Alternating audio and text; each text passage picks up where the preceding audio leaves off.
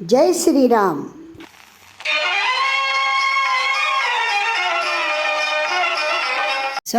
సోదరీమణులందరికీ ఝాన్సీ ఆధ్యాత్మిక ముచ్చట్లకి స్వాగతం, సుస్వాగతం. ఈరోజు మన గీతా ధారావాహికలో అష్టావక్ర గీతలో 5వ శ్లోకం చదువుకుందాం. భగవానుడు అయినటువంటి అష్టావక్రుడు జనక మహారాజుకి ముక్తిని సులభంగా పొందటానికి మనం సునాయాసంగా ఏ విధానాల్ని పాటించాలో చెప్తున్నారు. నత్వం విప్రాదికో వర్ణ నాశ్రమినాక్ష గోచర అసంగోపి నిరాకార విశ్వసాక్షి సుఖీ భవ. ఓ జనక మహారాజా, నిజానికి నీవు బ్రాహ్మణ మొదలగు ఏ వర్ణానికి చెందవు, ఏ ఆశ్రమానికి కూడా చెందవు. ఇంద్రియాలచే నీవు చూడబడవు, సంగరహితుడవు, అంతేకాదు నిరాకారుడవు, సర్వసాక్షివి. కాబట్టి నీవు విచారాన్ని విడనాడి సంతుష్టుడివై జీవించు. అష్టావక్రుడు చెబుతుంటే అందరికీ చాలా ఆశ్చర్యంగా ఉంటుంది. మనకి కూడా, జనక మహారాజుతో పాటు మనకి కూడా చాలా ఆశ్చర్యంగా ఉంటుంది. ఆయన రాజు, అంతవరకు ఒప్పుకుందాం. బ్రాహ్మణుడు కావదు అంటే ఆయన రాజ్యమో అనుకోవచ్చు. కానీ ఏ వర్ణానికి నీవు సంబంధం లేదు, ఏ ఆశ్రమానికి నీకు సంబంధం లేదు, నీవు ఇంద్రియాలచే కూడా చూడబడవు, సంగ్రహితుడువు అంటే మనం ఎలా నమ్మాలి? ఆయన మహారాజు, మహారాజు అయ్యుండి సంగరహితుడవు అని చెప్తున్నారంటే దాని అర్థం ఏమిటి? ఆయన తన దైనందిన కార్యక్రమాలని ఎన్నో నిర్వహిస్తున్న సంసార బాధ్యతలన్నీ కూడా నిర్వహిస్తూ ఉన్నా కూడా ముక్తుడయ్యే ఉన్నాడు.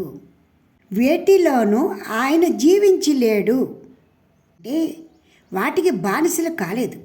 కేవలము తామరాకుపై నీటి బొట్లాగా తన వద్దకు వచ్చిన కార్యక్రమాన్ని చక్కగా నిర్వహించి నిమిత్త మాత్రంగా నిర్మలాంతఃకరుణుడై ఎటువంటి ఆలోచనలు లేకుండా ఉన్నాడు. అందుకని ఆయన నీవు సంగరహితుడవుగా ఉండాలి.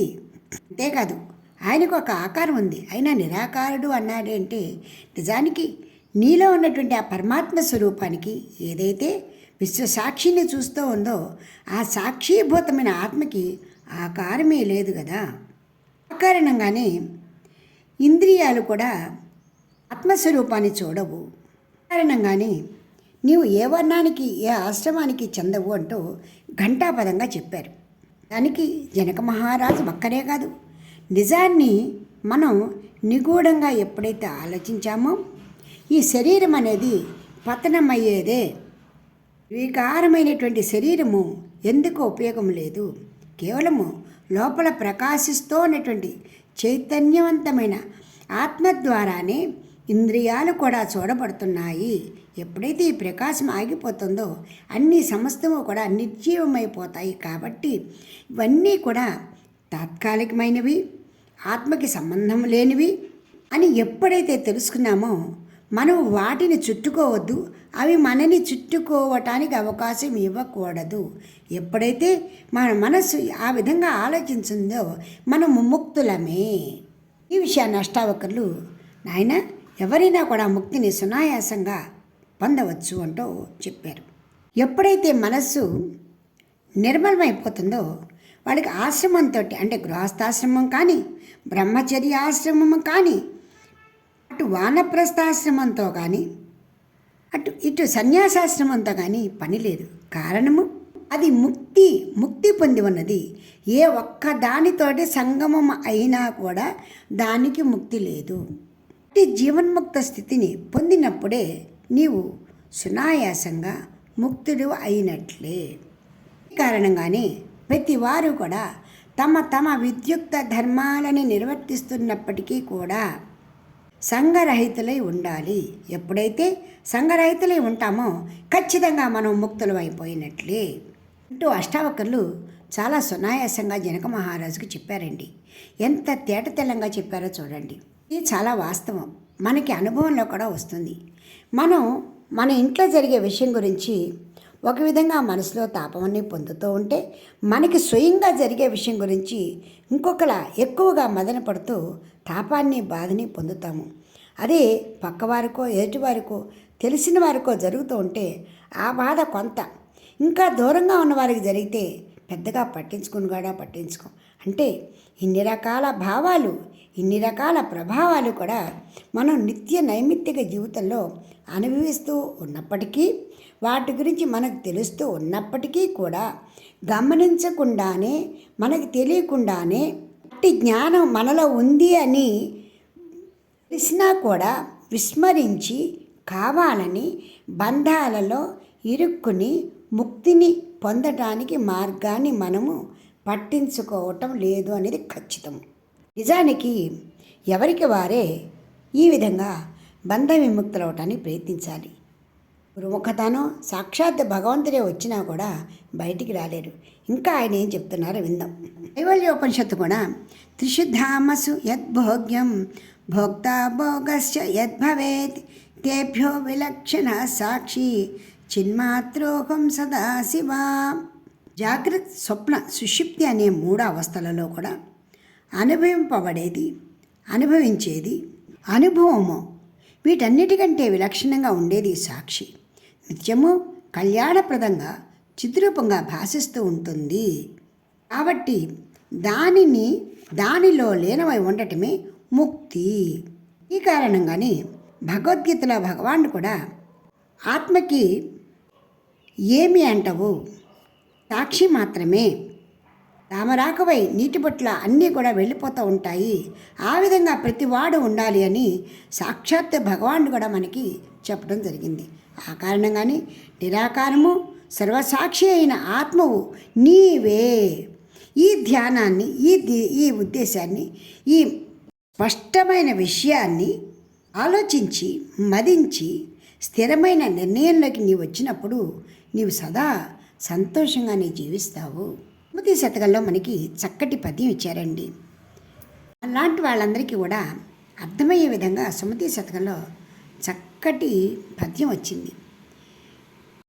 తన కోపమే తన శత్రు, తన శాంతమే తనకు రక్ష, దయ చుట్టంబౌ తన సంతోషమే స్వర్గము, తన దుఃఖమే నరకమండ్రు తథ్యము సుమతి. మనమే కారణమవుతున్నాము అంటూ సుమతి శతకంలో చక్కగా చెప్పారండి మనకి. ఈ విధంగా ఎప్పుడైతే కష్టసుఖాలు, రాగద్వేషాలు, సంఘర్షణాజనితమైన వ్యధ, ప్రపంచ సంబంధమైన సమస్యలు అన్నీ క్రమంగా క్షీణించి నశిస్తాయి. ధ్యానంలో నిశ్చలత, నిష్ఠ వృద్ధి అయిన కొద్దీ సాధకంలో శాంతము, సంతోషము, సమత్వము వృద్ధి అవుతూనే ఉంటాయి. చివరికి తనదైన ఆనంద రూపంలో తాను నిలవగలుగుతాడు. ఇలా అంటూనే ధర్మో సుఖం దుఃఖం మానసాని నతే విభో న కర్తాసి సంభోక్తాసి ముక్త ఏవాసి సర్వదా. ధర్మం, అధర్మం, సుఖం, దుఃఖం ఇవన్నీ కూడా మనస్సుకి, బుద్ధికి చెందిన లక్షణాలు. అంతేగాని నీకు అంటే నీ ఆత్మకి సంబంధించినటువంటి కావు. నీవు దేనికి కర్తవు కావు, భోక్తవు కావు. నీవు సర్వదా స్వతంత్రుడవు, ముక్తుడవు. ఎప్పుడైతే ఈ విధంగా నీవు ఆలోచించగలిగావో నీవు సర్వదా ముక్తుడివే అంటూ ఎప్పుడైతే అష్టావక్రులు చెప్పారో జనక మహారాజు ఈ విధంగా అడుగుతున్నారు. అష్టావక్ర మహర్షి, నేను రాజుని, నేను సంసారిని, మామూలు చిన్న సంసారిని కాదు, ఈ రాజ్యం అంతటినీ కూడా పాలిస్తున్నటువంటి సంసారిని. ధర్మ కార్యాలు చేస్తున్నాను, అధర్మాన్ని కూడా చేసేవాళ్ళని శిక్షిస్తూ ఉన్నాను. వల్ల కొంతమంది తెలుసో తెలియకో నిరపరాధులు కూడా శిక్షని బాధ అనుభవిస్తూనే ఉన్నారు. సుఖం దుఃఖం మనసుకి అంటకుండా ఎలా ఉంటాయి? ఇవి నాకు సంబంధం లేదు, నేను చేయటం లేదు అని నేను ఎలా అనుకోగలుగుతాను? నేను ముక్తుడిని అని మీరు అంటున్నారే, అది నా మనసుకి పూర్తిగా పట్టటం లేదు అంటూ ఎప్పుడైతే జనక మహారాజు అన్నారో అప్పుడు అష్టావక్రులు ఈ విధంగా అన్నారు. జాగ్రత్త అవస్థలో నీవు ఈ కార్యాలన్నీ చేస్తున్నావు, స్వప్నావస్థలో కూడా నీవు ఉన్నావు కదా, సుషుప్తావస్థలో కూడా నీవు ఉన్నావు కదా. ఇప్పుడు బాహ్యంగా చేసిన ఈ కార్యక్రమాలన్నీ అప్పుడు కూడా చేస్తున్నావా? నిన్ను పట్టే ఉంటున్నాయా? అంటే నిన్ను పట్టి లేనప్పుడు అవి లేనట్లా ఉన్నట్లా. కాబట్టి జనక మహారాజా, ఏ కార్యము చేసినా ధర్మాధర్మ విచక్షణతో ఎప్పుడైతే నీవు నిర్వహించావో, సత్యవాక్య పరిపాలకుడిగా ఉన్నావో, నువ్వు నిరంకుశుడు అయినప్పటికీ కూడా సత్యధర్మమూర్తివే అని ఏ ఒక్క బంధానికి కూడా నీవు బానిసవు కాకుండా ఉన్నంతకాలము కూడా నీవు ముక్తుడవి. సమస్త రాజ్యానికి నీ సంసారం అయినప్పటికీ కూడా నీవు నిస్సంసారివే. దీనికి కారణం అహంకారం ఉన్నంతసేపు రెండు రకాల భావాలతో ఉంటావు. కర్తను నేనే, సమస్తము నేనే చేస్తున్నాను, లేదా కర్తను నేనే, సమస్తము నేనే అనుభవిస్తున్నాను అని అనుకోవడం. అంతరంగికంగా మానసికంగా ఈ బాధని నేను భరిస్తున్నాను అని నీవు తలపోస్తూ ఉండటం. నిజానికి మంచిని కోరే సమయంలో కొన్నిసార్లు చెడ్డ పని చేయవలసి వచ్చినా కూడా అది మంచిగానే మిగులుతుంది. మంచి చెడుల సంఘర్షణ, బాధలు లేకుండా సుఖాలే ఉండాలని కోరుకోవడం, ఇవన్నీ కూడా మనోధర్మాలని, బుద్ధి లక్షణాలని, నీకు వీటితో ఏమాత్రమో సంబంధం లేదు అని గ్రహించు. సంతృప్తితో జీవించు.